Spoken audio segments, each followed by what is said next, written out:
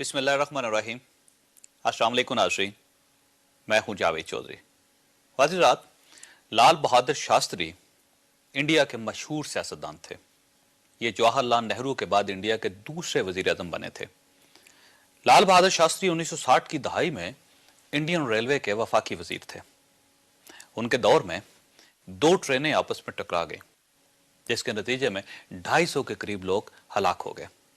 लाल बहादुर शास्त्री ने इस हादसे की जिम्मेदारी कबूल कर ली और फौरी तौर पर वजारत से इस्तीफा दे दिया। उन्हीं दिनों इससे मिलता जुलता एक वाकया पाकिस्तान में भी पेश आया था। सिंध में दो ट्रेनें आपस में टकराईं और इस हादसे में 400 के करीब लोग जहां बहक हो गए।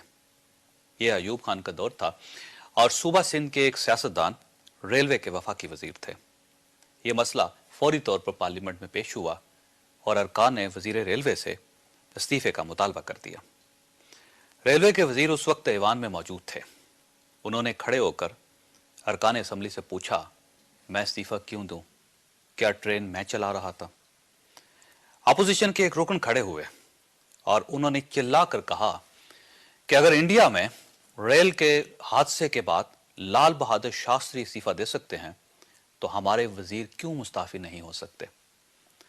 वफाकी वजीर ने यह दलील सुनी और मुस्कुराकर बोले, लाल बहादुर शास्त्री हिंदू है और मैं मुसलमान।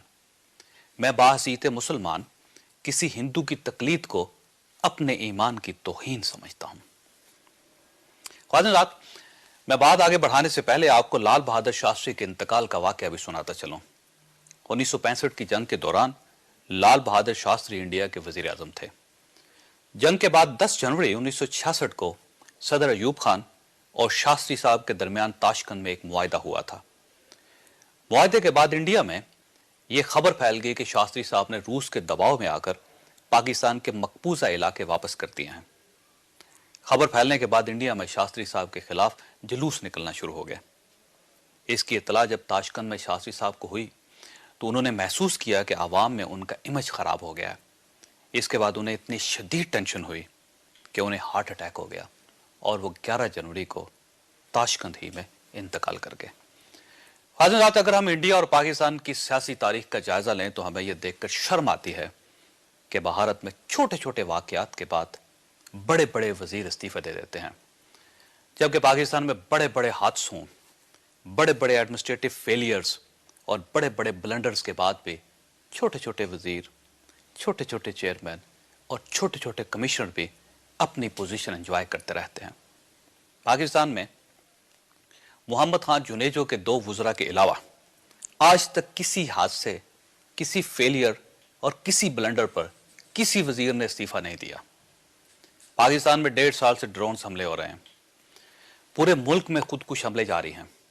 मैरियट होटल को RDX से उड़ा दिया गया था और लाहौर के लिबर्टी चौक में श्रीलंका की क्रिकेट टीम पर हमला हुआ, लेकिन किसी ने जिम्मेदारी कबूल की, किसी से इस्तीफा तलब किया गया और ना ही कोई मुस्ताफी हुआ। इसके मुकाबले में आप मुंबई हमलों को देख लीजिए। 26 नवंबर 2008 के हमलों के बाद भारतीय वजीर दाखिला शिवराज पटेल ने अपने ओहदे से इस्तीफा दे दिया था। इनके अलावा महाराष्ट्र के वजीर आला विलास राव देशमुख, महाराष्ट्र के वजीर दाखिला RR पटेल और सलामती के अमूर के एक मरकजी मशीर ने भी इस्तीफा दे दिया था।